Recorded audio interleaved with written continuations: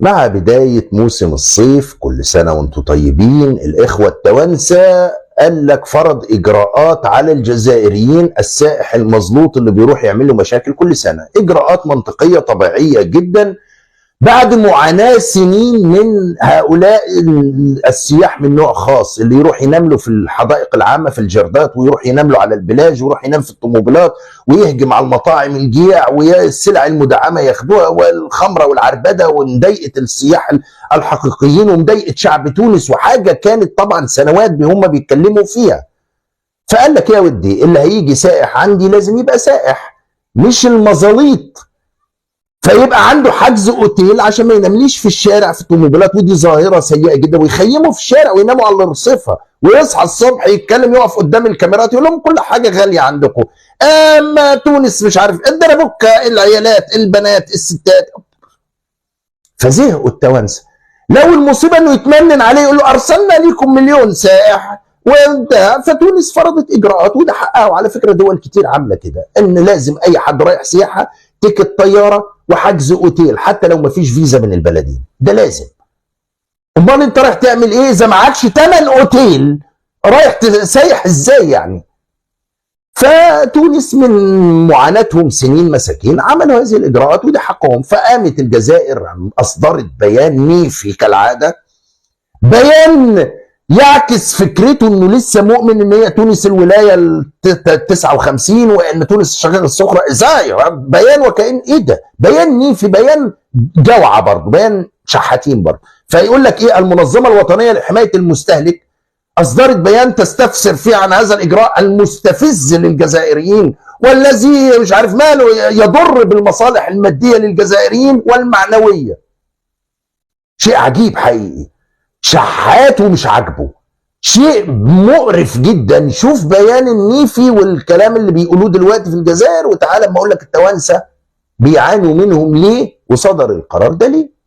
في سابقة خطيرة من طرف السلطات التونسية تجاه الجزائريين وسط ردود أفعال رسمية وغير رسمية على الخرج التي وصفتها منظمات وطنية حكومية في الجزائر بأنها استفزاز واضح للجزائر والجزائريين ومساس وتعدي واضح على كرامة الجزائري. وجاء هذا بعدما منعت السلطات التونسية دخول الرعايا الجزائريين أراضيها تزامنا مع بداية موسم الاصطياف في سابقة خطيرة، واضعة شروطا وصفت بأنها إهانة كبيرة للجزائري على الأراضي التونسية. وعبرت المنظمة الوطنية لحماية المستهلك في بيان لها عبر صفحتها الرسمية عن استيائها. السلام عليكم ورحمة الله وبركاته. بخير، لباس عليكم، كل سنة وانتم طيبين. بدأ موسم الصيف وتونس لأنها تعاني من المزاليط سنويا، الجياع اللي دائما يقفوا يتكلموا عن الفلوس والغلا وما غلا ما النساء والعيالات وجايين نسكر ونفسد وعايز كل حاجة فابور، دائما تلاقيه بيتكلم ماديا، وكأن السياحة دي المفروض يدعموه. يعني المفروض الحكومة التونسية أول ما تلاقي مزلوط جاي قرقور، أهلا قرقور تعالى، يسكروه في الأوتيلات بلاش،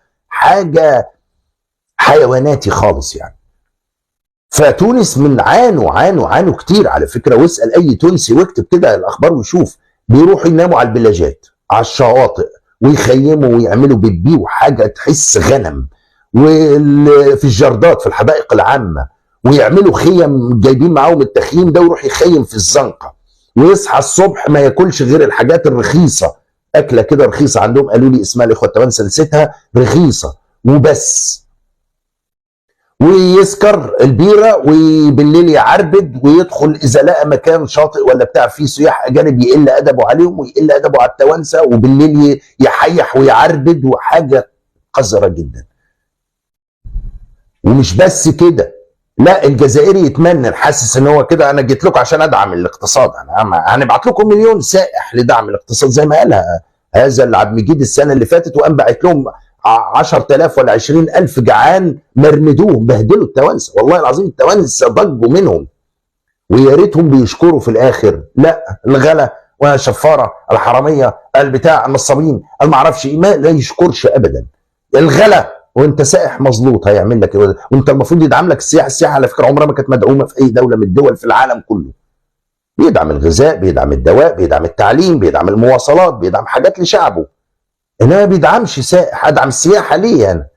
مظلوط يا عم، اقعد في بلدك، ما عندك هناك الشواطئ، روح منكو فيكو. لا، فالتوانسه لما لقوا الوضع كده وعانوا منهم كتير، ويجي ياخد السلع المدعمه وهو ماشي، ويجي يتضربوا في المطاعم ويطيحوا السياحه، هم اللي عملوا ازمه السياحه في تونس سببها هم دول. مين سائح اوروبي هيجي يقعد في تونس ويلاقي قدامه قرقور حشاكم زي البهيم عمال يبرطع ويقول لك اهو شوف التوانسه بيقولوا ايه، اهو شوف التوانسه بيقولوا ايه. يا اخويا كي عندكم انتم سياحه في بلادكم، اقعدوا في بلادكم، وعلى جايين لتونس؟ من فضلكم السب والشتم وتونس بلاها ما تجيهاش تونس، وانتم شادين الصف قدام في الحدود تتوصلوا الدخول. اي من فضلكم هيك السب والشتم تونس تتوانسه وبلادنا، واحنا احرار. احنا ما نحبكمش، الوتله مسختوها بلادنا، مسختوها. انا بعينيا، مش قالوا لي، بعينيا نشوف الجزائريه ينقزوا في البيسين بحوايجهم ويقلقوا في التوريست، وكلام الخايب وكلام السفاهه وكلام اللي ما يصلحش.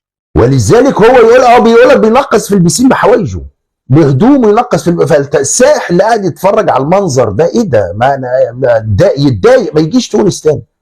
فتونس تعاني من هذا، فقال لك يا عم طب على الاقل ابعت لي سائح اللي على الاقل يقدر يقعد في اوتيل. طيب ما هو سائح يعني اوتيل، امال سائح يعني ايه؟ هات لي حجز ان انت جاي سائح. لا انا هنمعسلك في الزنقه زي كلاب الشوارع، كلاب السكك. واستفزاز قله الادب. ما هو عشان قله الادب دي ما هو على تونس بالبيانات دي تونس عندها حق، ما هو لانك قليل الادب. وتروحوا هناك الدربكه والستات ومش محجبات وبتاع، لا منك نفعت كسائح محترم، لا منك قعدت بادبك وسبت لنا حتى السائح اللي جاي ما ضايقتوش، ولا منك حتى شكرت وقلت كلمه حلوه، ولا منك حتى قلت كلمه كويسه تبقى دعايه، ولا منك الا حشاكم كتله خنز في خنز. فالتونس لازم يعمل كده. على فكره الدول كلها بتعمل كده، اي دوله في الدنيا بتعمل كده. جاي سياحه، تذكره طياره، تذكره حجز اوتيل، فيش من البنك يقول ان معاك فلوس جاي سائح. امال ايه؟ اديك فيزا سياحه. تونس والجزائر ما فيش فيزا، بس هات لي دول على الاقل. معاك فلوس، اثبت لي ان معاك فلوس. جاي سائح مش جاي تطلع روحنا وتسرقنا وشفاره وحراميه، والدنيا كلها شافتكم في فرنسا بتعملوا ايه وشافتكم في الدنيا بتعملوا ايه، وما في جزائري الا لما يقول فيكم انتوا الجزائريين نفس، انما تونس تستفزنا. طب ما شوف الجزائريين بيقولوا ايه عليكم. والله احنا الجزائريين فينا كل شيء مليح، حنا حاجه فينا مش مليحه، محزادين ومبغوضين، ما نبغوش الخير للناس. احنا الجزائريين دايرين كيما هكا، على الله غالب، من عند ربي دايرين كيما هكا. هذا القرقور عايز يروح تونس فابور بلا حجز اوتيل، يروح ينام لهم في الشارع، يزعجهم في الصيف ويقرفهم، ويا ريته بيشكر. ولا في الاخر برضه لازم تشكره. لماذا لا يدعم قيس سعيد السائح الجزائري؟ يا سياده الرئيس قيس سعيد من فضلك، القرقور من فضلك، المنظمه الوطنيه لحمايه المستهلك القرقوري من فضلك بتقول لك لما يجي سائح جزائري تقابلوه بالزفه وتاخدوه فابور وتاكلوه مجانا وتوفروا له الخمره، ومن فضلك لو سمحت يعني ده حق القرقره، يعني حق القرقور، يعني شيء غير منطقي بالمره.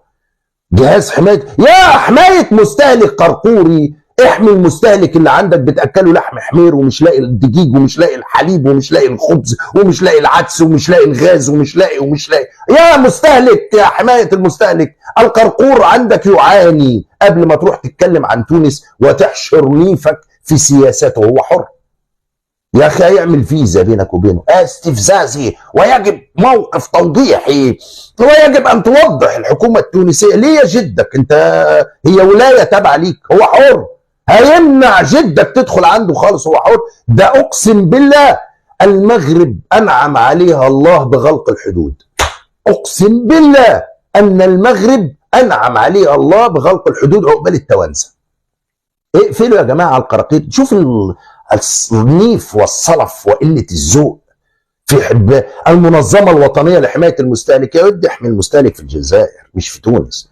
المستهلك بتاعك ده في تونس مستهلك مقرف، يروح يدور على السلع المدعمه، يدور على الاكله الرخيصه مره في اليوم، دائما يشكي من الغلا الغلا الغلا.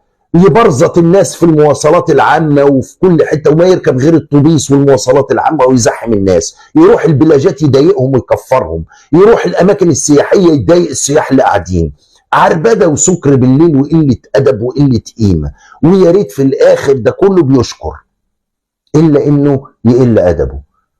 تحية للحكومة التونسية على هذا القرار، وتحية أكبر لو قفلتوا الحدود عليهم، والله ما منهم خير، والله ما منهم فايدة، والله العظيم ما منهم فايدة. التوانسة ضجوا وملوا، والتوانسة دلوقتي اكتب على اليوتيوب رأي التوانسة في السياحة الجزائرية، اكتب انت قلب كده على اليوتيوب وشوف كام فيديو يطلع لك، وكام تونسي بيقول جاي شدوا علينا زبالكم حشكم، مش عايزينهم يا عم، ما تجيش يا عم، من اللي عانوه مساكين. واحد قبل كده صديق قال لي كان عندنا، اقسم بالله وحطيت لكم الفيديو ده شاهدته بالصوت، كان عندنا دار بنكريها للسياح، فكانوا يجوا الجزائريين يكري يومين ويقعد اسبوع، نيجي نطلعه ويتبرطع ويعربد ويتخانق ويتضارب وشتم امهم ويروحوا البوليس وضربه وقصه. فيقول لك بطلنا نكري الجزائريين. نص او ثلاث ارباع الناس اللي عندهم ديور بيكروها للسياح في تونس ما بيرضاش يكري الجزائريين، فلا كراء الديور بيكروها الجزائريين لانه ظلمطحي، واذا هيدفع هيبهدل لهم الدنيا ويخنزها لهم ويبهدلها ويخربها ويعمل مشاكل، يا اما يروح ينام لهم في الشارع. فطبعا هو ما يقدرش على اوتيل، هو مظلوط، معهوش سائح فقير، هم فقراء، مع السائح الاعجوبه، فما يقدرش يدفع ثمن اوتيل فينام في الشارع او في السياره، حاجه بائسه جدا. لذلك من حق التوانسه يفرضوا هذا الاجراء. تحيه للحكومه التونسيه، ونساند الحكومه التونسيه على هذا الاجراء، ولو قفلتوا الحدود تبقوا عملتوا في نفسكم معروف اكبر. على هؤلاء القراقير مفيش فيهم خير، اسمع مني وانا اخوك، دي الحكايه. اشوفكم على خير.